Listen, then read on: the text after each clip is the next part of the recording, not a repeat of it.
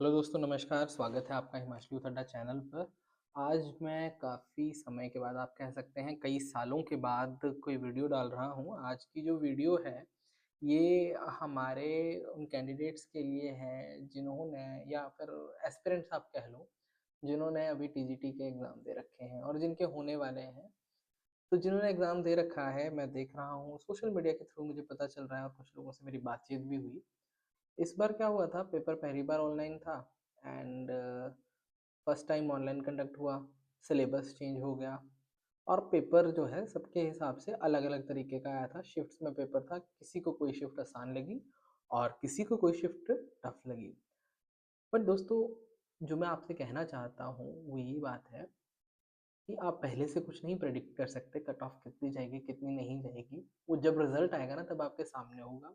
हाँ, एक्साइटमेंट हम में होती है, ह्यूमन नेचर है, एक्साइटमेंट तो सब में होगी।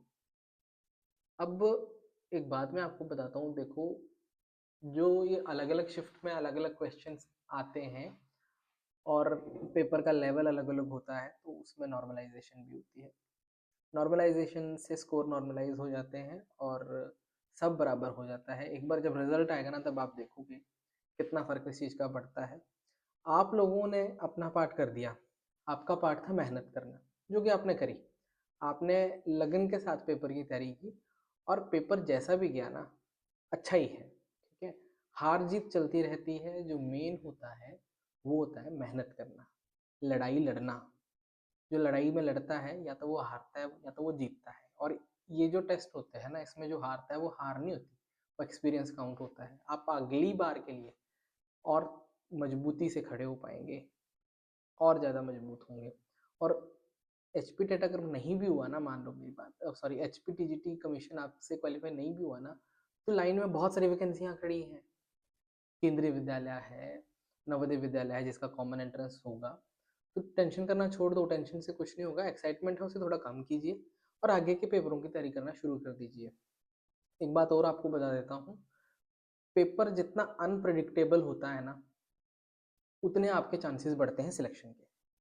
अब आपको प्रिडिक्टेड था हर साल ऐसा सिलेबस आता है, सबने वैसी तैयारी की होगी और प्रिडिक्शन के हिसाब से करके आएंगे। लेकिन मज़ा तब आता है, ये मेरे पर्सनल एक्सपीरियंस में आपको बता रहा हूँ, अपनी लाइफ में कभी भी जब भी पेपर का पैटर्न चेंज होता है या सिलेबस चेंज होता है या डिफ़िकल्टी लेवल चेंज हो जाता है, वही बच्चे आगे निकल कर आ सकते हैं जिनमें एक्चुअली नॉलेज होगा। ठीक है? मैं ऐसा नहीं बोल रहा कि नॉलेज किसी के पास नहीं होता, बट मैं जनरल बात कर रहा हूँ। अगर आप समझने वाले होंगे तो समझ सकते हैं इस बात को कि प्रिडिक्टेड चीज़ है, प्रिडिक्टेड क्वेश्चंस हैं, प्रिडिक्टेड एक सिलेबस है, उसमें से ही आना है तो कट ऑफ हमेशा हाई जाएगी।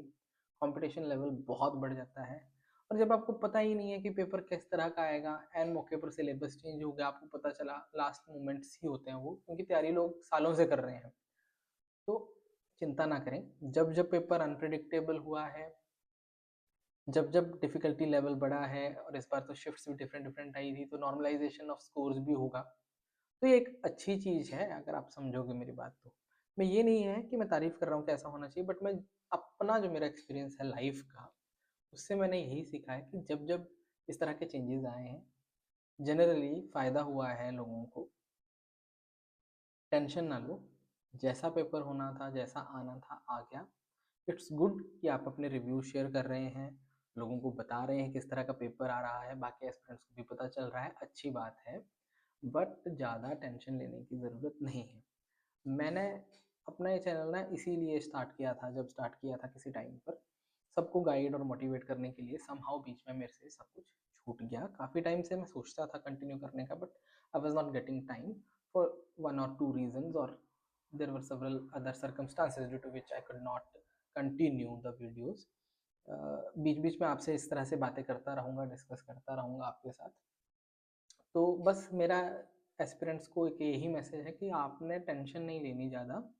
एक्साइटेड हो, ठीक है, अपनी एक्साइटमेंट को कम करो, अगली तैयारी के लिए बढ़ो, अगले एग्ज़ाम की तैयारी के लिए बढ़ो। कुछ आपको वैकेंसीज़ कम निकल रही हैं, ज़्यादा निकल रही हैं, कोई बात नहीं। आपको एक सीट से मतलब होना चाहिए, जो आपने अपने नाम पर करनी है।